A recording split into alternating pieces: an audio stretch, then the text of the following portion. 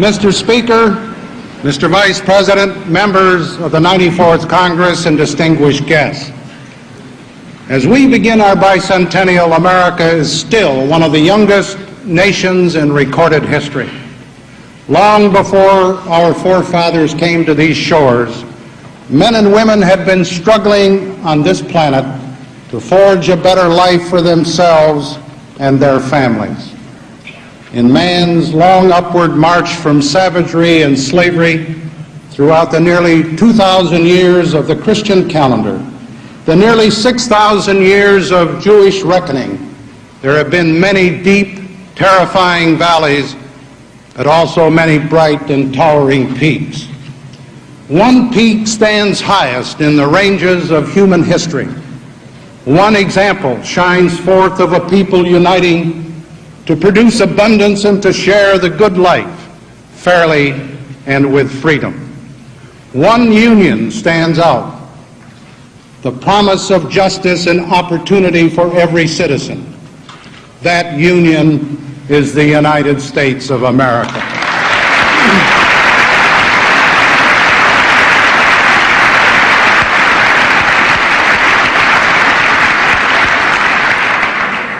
We have not remade paradise on earth. We know perfection will not be found here. But think for a minute how far we have come in 200 years.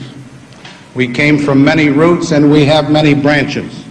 Yet all Americans across the 8 generations that separate us from the stirring deeds of 1776, those who know no other homeland, and those who just found refuge among our shores, say in unison, I am proud of America and I'm proud to be an American.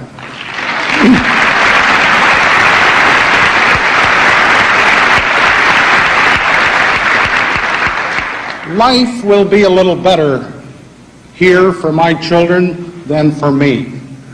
I believe this not because I am told to believe it, but because life has been better for me than it was for my father and my mother. I know it will be better for my children because my hands, my brains, my voice, and my vote can help but make it happen. It has happened here in America. It has happened to you and to me. Government exists to create and preserve conditions in which people can translate their ideals into practical reality. In the best of times, much is lost in translation, but we try. Sometimes we have tried and failed. Always we've had the best of intentions. But in recent past, we sometimes forgot the sound principles that guided us through most of our history. We wanted to accomplish great things and solve age-old problems. And we became overconfident of our abilities. We tried to be a policeman abroad and the indulgent parent here at home. We thought we could transform the country through massive national programs, but often the programs did not work. Too often they only made things worse. In our rush to accomplish great deeds quickly, we trampled on sound principles of restraint and endangered the rights of individuals. We unbalanced our economic system by the huge and unprecedented growth of federal expenditures and borrowing. And we were not totally honest with ourselves about how much these programs would cost and how we would pay for them. Finally, we shifted our emphasis from defense to domestic problems, while our adversaries continued a massive buildup of arms. The time has now come for a fundamentally different approach, for a new realism that is true to the great principles upon which this nation was founded. We must introduce a new balance to our economy, a balance that favors not only sound, active government, but also a much more vigorous, healthy economy that can create new jobs and hold down prices. We must introduce a new balance in the relationship between the individual and the government. a balance that favors greater individual freedom and self-reliance.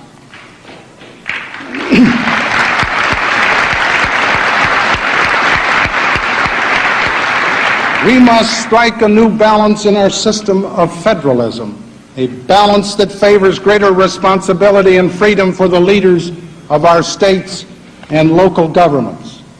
We must introduce a new balance between the spending on domestic programs and spending on defense, a balance that ensures we will fully meet our obligations to the needy while also protecting our security in a world that is still hostile to freedom. And in all that we do, we must be more honest with the American people, promising them no more than we can deliver, and delivering all that we promise.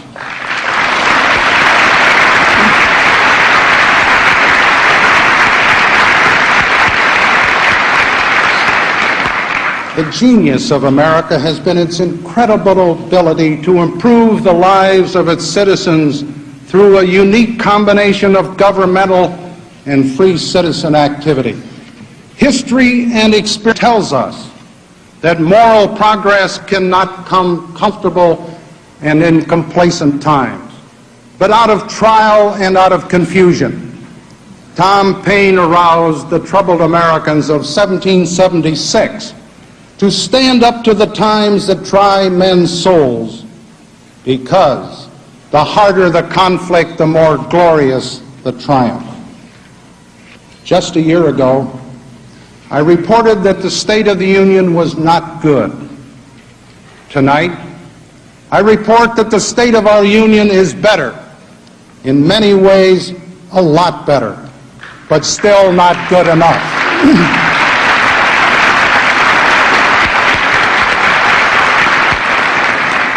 To paraphrase Tom Paine, 1975 was not a year for summer soldiers and sunshine patriots.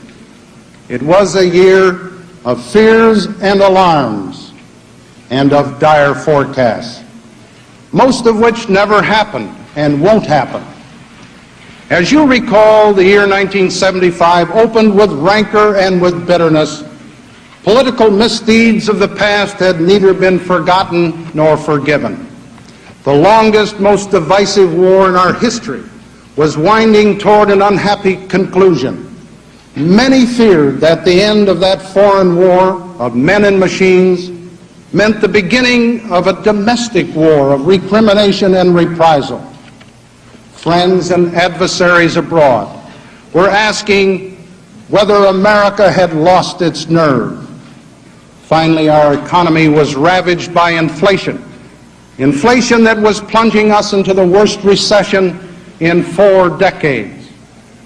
At the same time, Americans became increasingly alienated from big institutions. They were steadily losing confidence, not just in big government, but in big business, big labor, and big education, among others. Ours was a troubled land. And so 1975 was a year of hard decisions, difficult compromises, and a new realism that taught us something important about America. It brought back a needed measure of common sense, steadfastness, and self-discipline. Americans did not panic or demand instant but useless cures. In all sectors, people met their difficult problems with a restraint and with responsibility worthy of their great heritage. Add up the separate pieces of progress in 1975. Subtract the setbacks, and the sum total shows that we are not only headed in a new direction, a direction which I proposed 12 months ago, but it turned out to be the right direction.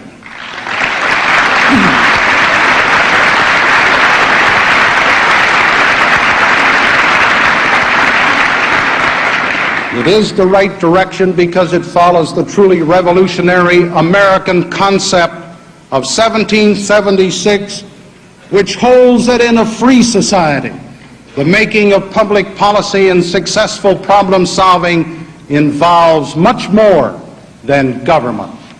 It involves a full partnership among all branches and all levels of government, private institutions and individual citizens.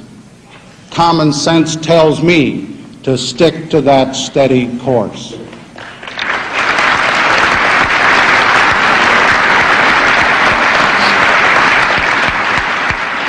Take the state of our economy.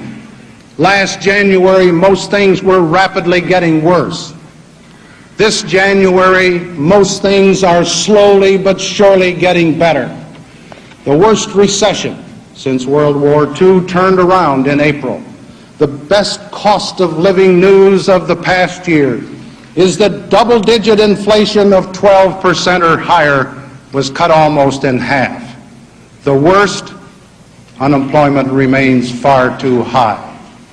Today, nearly 1,700,000 more Americans are working than at the bottom of the recession.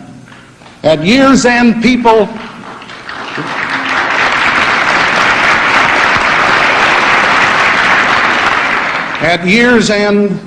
were again being hired much faster than they were being laid off.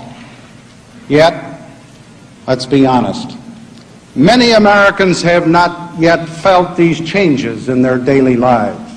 They still see prices going up far too fast, and they still know the fear of unemployment. We are also a growing nation. We need more and more jobs every year. Today's economy has produced over 85 million jobs for Americans, but we need a lot more jobs, especially for the young. My first objective is to have sound economic growth without inflation. We all know from recent experience what runaway inflation does to ruin every other worthy purpose. We are slowing it. We must stop it cold.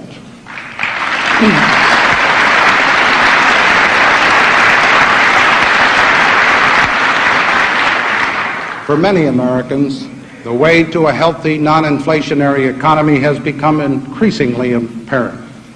The government must stop spending so much and stop borrowing so much of our money.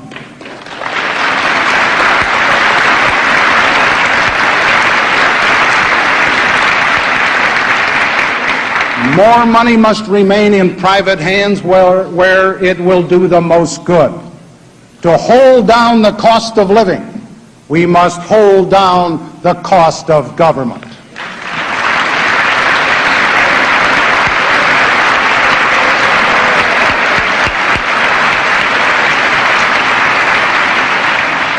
In the past decade, the federal budget has been growing at an average rate of over 10% a year.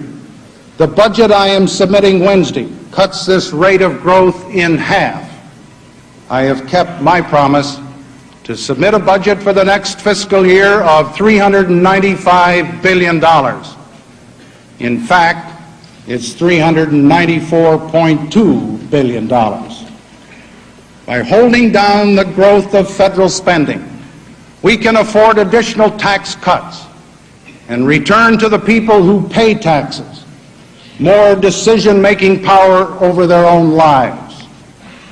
Last month, I signed legislation to extend the 1975 tax reductions for the first 6 months of this year. I now propose that effective July 1, 1976, we give our taxpayers a tax cut of approximately $10 billion more than Congress agreed to in December.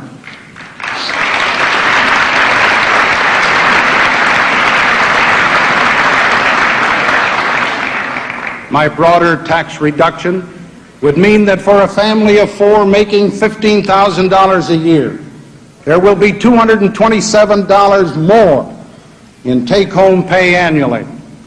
Hard-working Americans caught in the middle can really use that kind of extra cash. My recommendations for a firm restraint on the growth of federal spending and for greater tax reduction are simple and straightforward. For every dollar saved in cutting the growth in the federal budget, we can have an added dollar of federal tax reduction. We can achieve a balanced budget by 1979 if we have the courage and the wisdom to continue to reduce the growth of federal spending. One test of a healthy economy is a job for every American who wants to work. Government, our kind of government, cannot create that many jobs. But the federal government can create conditions and incentives for private business and industry to make more and more jobs. 5 out of 6 jobs in this country are in private business and in industry. Common sense tells us this is the place to look for more jobs and to find them faster. I mean real, rewarding, permanent jobs. To achieve this, we must offer the American people greater incentives to invest in the future. My tax proposals are a major step in that direction. To supplement these proposals, I ask that Congress enact changes in federal tax laws that will speed up plant expansion and the purchase of new equipment. My recommendations will concentrate this job creation tax incentive in areas where the unemployment rate now runs over 7%. Legislation to get this started must be approved at the earliest possible date. Within the strict budget total that I'll recommend for the coming year, I will ask for additional housing assistance for 500,000 families. These programs will expand housing opportunities, spur construction, and help to house moderate and low-income families. We had a disappointing year in the housing industry in 1975. But with lower interest rates and available mortgage money, we can have a healthy recovery in 1976. A necessary condition of a healthy economy is freedom from the petty tyranny of massive government regulation. We are wasting literally millions of working hours, costing billions of taxpayers and consumers' dollars because of bureaucratic red tape. The American farmer, who now feeds 215 million Americans, but also millions worldwide, has shown how much more he can produce without the shackles of government control. Now we badly need reforms in other key areas in our economy: the airlines, trucking, railroads, and financial institutions. I have submitted concrete plans in each of these areas, not to help this or that industry, but to foster competition and to bring prices down for the consumer. This administration, in addition, will strictly enforce the federal antitrust laws for the very same purposes.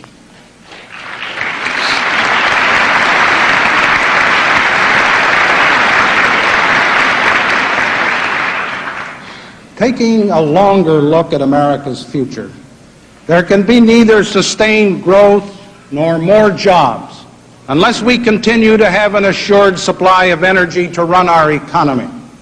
Domestic production of oil and gas is still declining.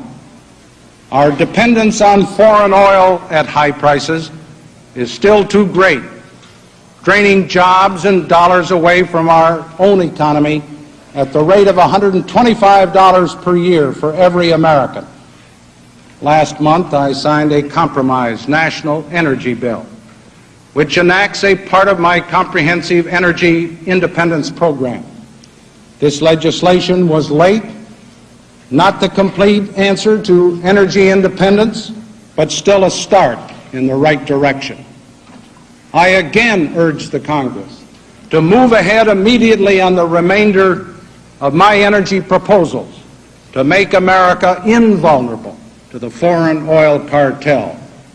My proposals, as all of you know, would reduce domestic natural gas shortages, allow production from federal petroleum reserves, stimulate effective conservation, including revitalization of our railroads and the expansion of our urban transportation systems, develop more and cleaner energy from our vast coal resources, expedite clean and safe nuclear power production, create a new National Energy Independence Authority to stimulate vital energy investment, and accelerate development of technology to capture energy from the sun and the earth for this and future generations.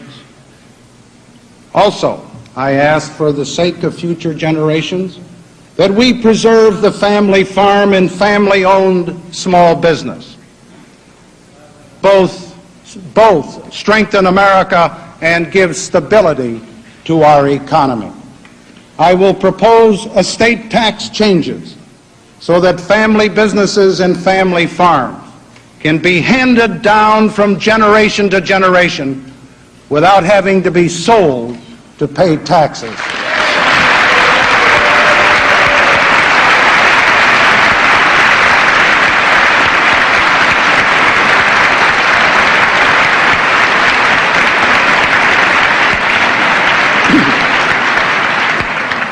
I propose tax changes to encourage people to invest in America's future and their own through a plan that gives moderate income families income tax benefits if they make long-term investments in common stock in American companies.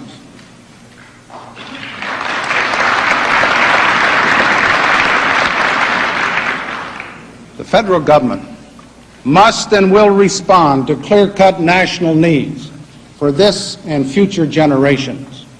Hospital and medical services in America are among the best in the world, but the cost of a serious and extended illness can quickly wipe out a family's lifetime savings. Increasing health costs are of deep concern to all and a powerful force pushing up the cost of living. The burden of catastrophic illness can be borne by very few in our society.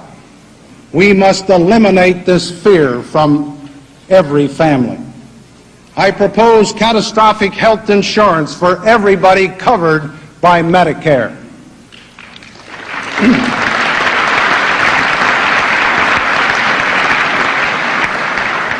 To finance this added protection, fees for short-term care will go up somewhat, but nobody after reaching age 65 will have to pay more than $500 a year for covered hospital or nursing home care, nor more than $250 for 1 year's doctor bills.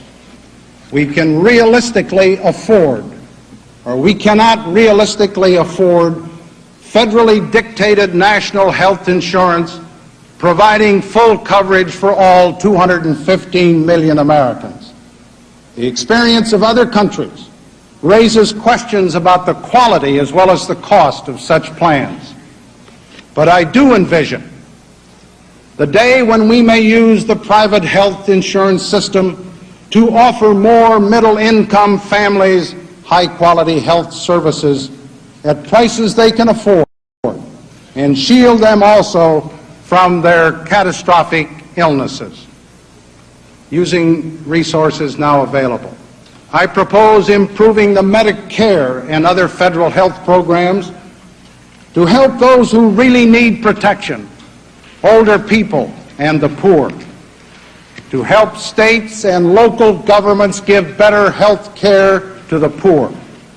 I propose that we combine 16 existing federal programs, including Medicaid, into a single $10 billion federal grant.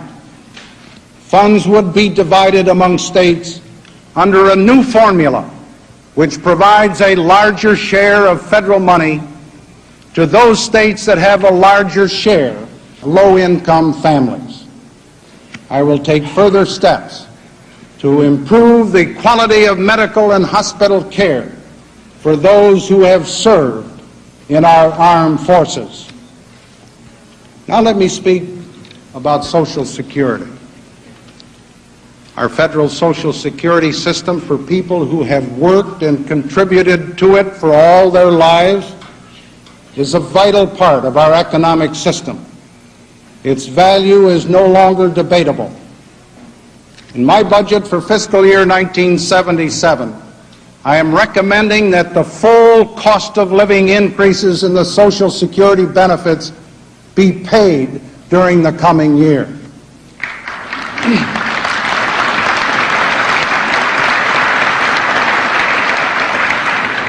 But I am concerned about the integrity of our Social Security Trust Fund that enables people, those retired and those still working who will retire, to count on this source of retirement income. Younger workers watch their deductions rise and wonder if they will be adequately protected in the future. We must meet this challenge head-on. Simple arithmetic warns all of us that the Social Security Trust Fund is headed for trouble. Unless we act soon to make sure the fund takes in as much as it pays out, there will be no security for old or for young. I must therefore recommend a 0.3% increase in both employer and employee Social Security taxes effective January 1, 1977. This will cost each covered employee less than $1 extra a week and will ensure the integrity of the trust fund. As we rebuild our economy, we have a continuing responsibility to provide a temporary cushion to the unemployed. At my request, the Congress enacted 2 extensions and 2 expansions in unemployment insurance, which helped those who were jobless during 1975. These programs will continue in 1976. In my fiscal year 1977 budget, I am also requesting funds to continue proven job training and employment opportunity programs for millions of other Americans. Compassion and a sense of community, 2 of America's greatest strengths throughout our history, tell us we must take care of our neighbors who cannot take care of themselves. The host of federal programs in this field reflect our generosity as a people.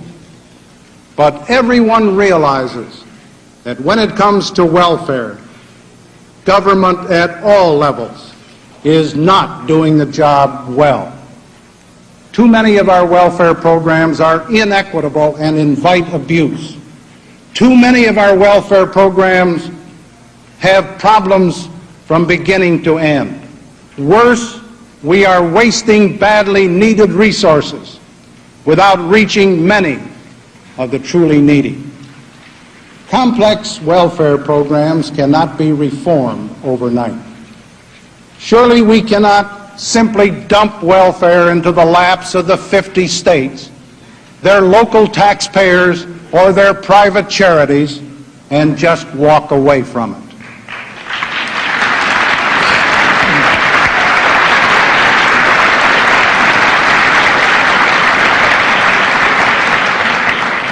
Nor is it the right time for massive and sweeping changes while we are still recovering from the recession. Nevertheless, there are still plenty of improvements that we can make. I will ask Congress for presidential authority to tighten up the rules for eligibility and benefits. Last year, I twice sought long overdue reform of the scandal-riddled food stamp program. This year I say again, let's give food stamps to those most in need. Let's not give any to those who don't need them.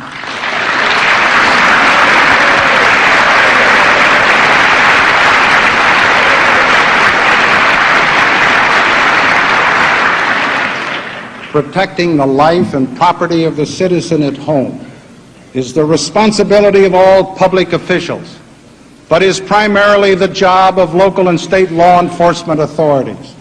Americans have always found the very thought of a federal police force repugnant, and so do I.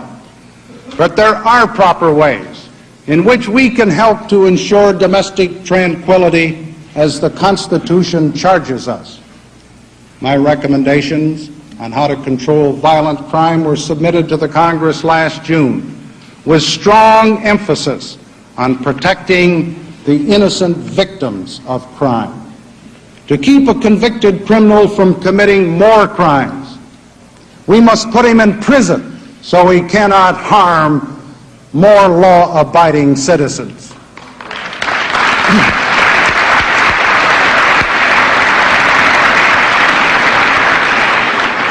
To be effective, this punishment must be swift and it must be certain. Too often, criminals are not sent to prison after conviction, but are allowed to return to the streets. Some judges are reluctant to send convicted criminals to prison because of inadequate facilities. To alleviate this problem at the federal level, my new budget proposes the construction of 4 new federal facilities. To speed federal justice, I propose an increase this year in United States Attorney prosecuting federal crimes and the reinforcement of the number of United States Marshals. Additional federal judges are needed, as recommended by me and the Judicial Conference. Another major threat to every American's person and property is the criminal carrying a handgun. The way to cut down on the criminal use of guns is not to take guns away from the law-abiding citizen, but to impose mandatory sentences for crimes in which a gun is used.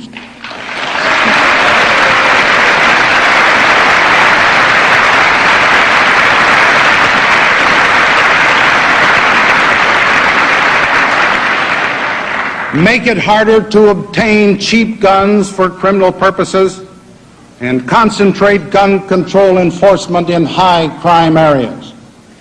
My budget recommends 500 additional federal agents in the 11 largest metropolitan high crime areas to help local authorities stop criminals from selling and using handguns. The sale of hard drugs is tragically on the increase again. I have directed all agencies of the federal government to step up law enforcement efforts against those who deal in drugs. In 1975, I'm glad to report, federal agents seized substantially more heroin coming into our country than in 1974. As president, I have talked personally with the leaders of Mexico, Colombia, and Turkey to urge greater efforts by their governments to control effectively the production and shipment of hard drugs. I recommended months ago that the Congress enact mandatory fixed sentences for persons convicted of federal crimes involving the sale of hard drugs. Hard drugs, we all know, degrade the spirit as they destroy the body of their users. It is unrealistic and misleading to hold out the hope that the federal government can move into every neighborhood and clean up crime. Under the Constitution, the greatest responsibility for curbing crime lies with state and local authorities. They are the frontline fighters in the war against crime. There are definite ways in which the federal government can help them. I will propose in the new budget that Congress authorized almost $7 billion over the next 5 years to assist state and local governments to protect the safety and property of all their citizens. As president, I pledge the strict enforcement of federal laws, and by example, support, and leadership, to help state and local authorities enforce their laws. Together, we must protect the victims of crime and ensure domestic tranquility. Last year, I strongly recommended a 5-year extension of the existing revenue-sharing legislation, which thus far has provided $23.5 billion to help state and local units of government solve problems at home. This program has been effective, with decision-making transferred from the federal government to locally elected officials. Congress must act this year, or state and local units of government will have to drop programs or raise local taxes. Including my health care program reforms, I propose to consolidate some 59 separate federal programs and provide flexible federal dollar grants to help states, cities, and local agencies in such important areas as education, child nutrition, and social services. This flexible system will do the job better and do it closer to home.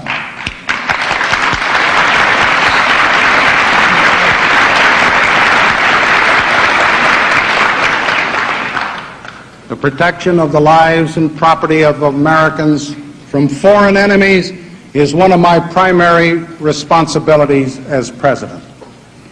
In a world of instant communications and intercontinental ballistic missiles, in a world economy that is global and interdependent, our relations with other nations become more, not less important to the lives of Americans. America has had a unique role in the world since the day of our independence 200 years ago. And ever since the end of World War II, we have borne successfully a heavy responsibility for ensuring a stable world order and hope for human progress. Today, the state of our foreign policy is sound and strong. We are at peace, and I will do all in my power to keep it that way.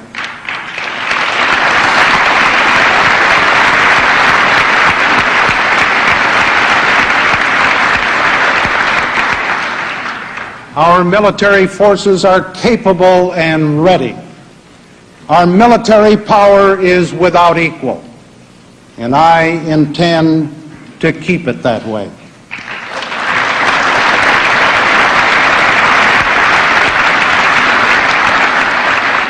Our principal alliances with the industrial democracies of the Atlantic community and Japan have never been more solid. A further agreement to limit the strategic arms race may be achieved. We have an improving relationship with China, the world's most populous nation. The key elements for peace among the nations of the Middle East now exist. Our traditional friendships in Latin America, Africa, and Asia continue. We have taken the role of leadership in launching a serious and hopeful dialogue between the industrial world and the developing world. We have helped to achieve significant reform of the international monetary system. We should be proud of what our country has accomplished in these areas, and I believe the American people are.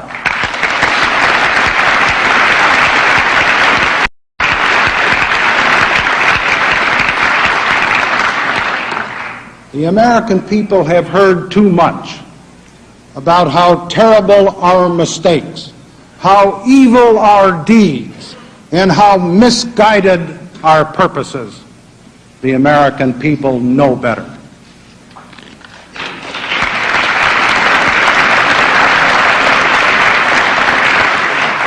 The truth is, we are the world's greatest democracy.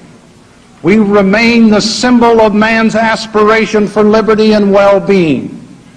We are the embodiment of hope for progress. I say it's time we quit downgrading ourselves as a nation.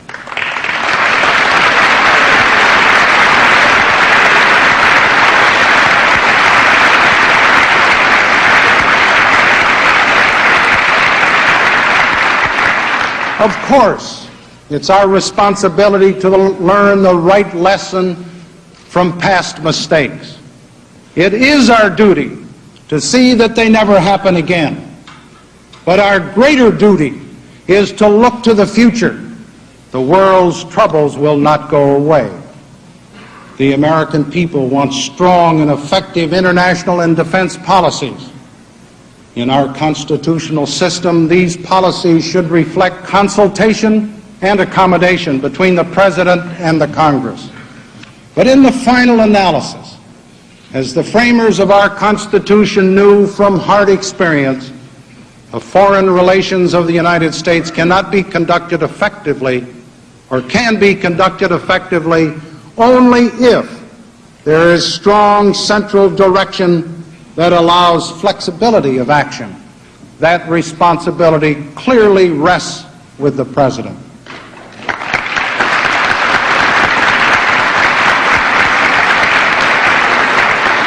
I pledge to the American people policies which seek a secure, just, and peaceful world.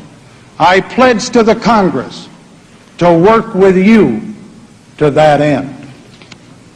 We must not face a future in which we can no longer help our friends, such as Angola, even in limited and carefully controlled ways.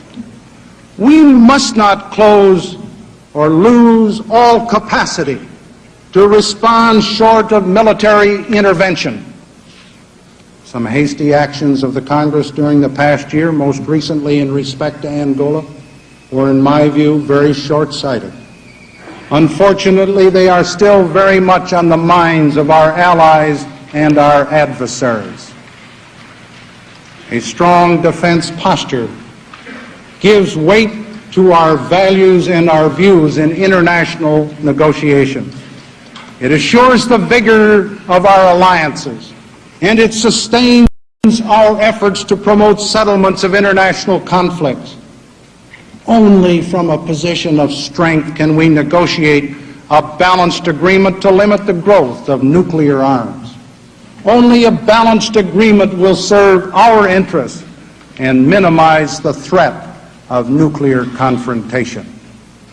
The defense budget I will submit to the Congress for fiscal year 1977 will show an essential increase over the current year.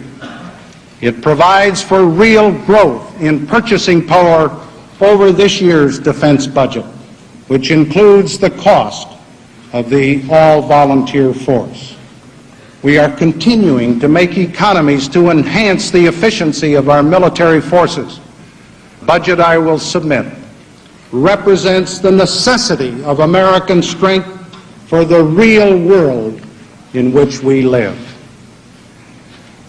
As conflict and rivalries persist in the world, our United States intelligence capabilities must be the best in the world.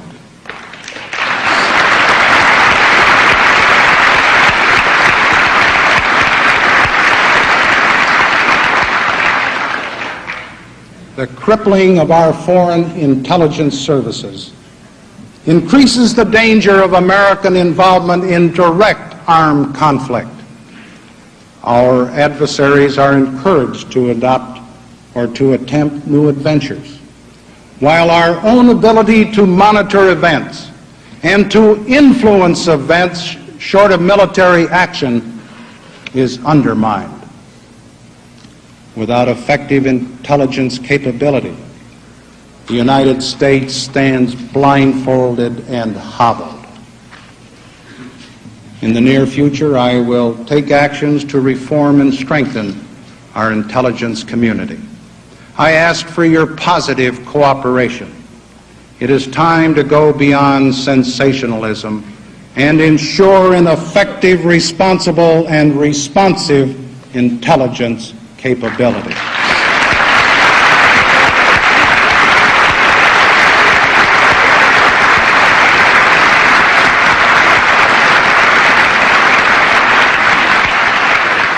Tonight I have spoken about our problems at home and abroad. I have recommended policies that will meet the challenge of our third century. I have no doubt that our union will endure, better, stronger, and with more individual freedom. We can see forward only dimly, 1 year, 5 years, a generation perhaps. Like our forefathers, we know that if we meet the challenges of our own time with a common sense of purpose and conviction, if we remain true to our Constitution and to our ideals, then we can know that the future will be better than the past. I see America today crossing a threshold, not just because it is our bicentennial, but because we have been tested in adversity. We have taken a new look at what we want to be and what we want our nation to become. I see America resurgent, certain once again that life will be better for our children than it is for us, seeking strength that cannot be counted in megatons and riches that cannot be eroded by inflation. I see these United States of America moving forward as before, toward a more perfect union where the government serves and the people rule. We will not make this happen simply by making speeches, good or bad, yours or mine, but by hard work and hard decisions made with courage and with common sense. I have heard many inspiring presidential speeches, but the words I remember best were spoken by Dwight D. Eisenhower. America is not good because it is great, the president said. America is great because it is good.